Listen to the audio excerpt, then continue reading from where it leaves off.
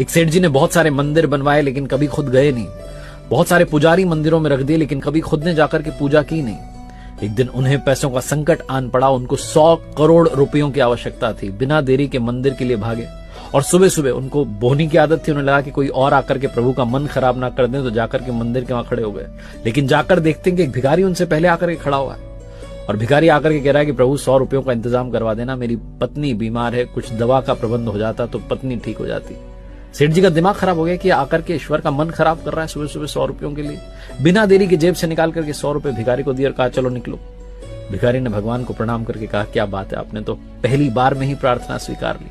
और अब सेठ जी का नंबर आया। सेठ जी कहने लगे भगवान 100 करोड़ रुपए का इंतजाम करवा दो, 100 करोड़ रुपए का इंतजाम करवा दो।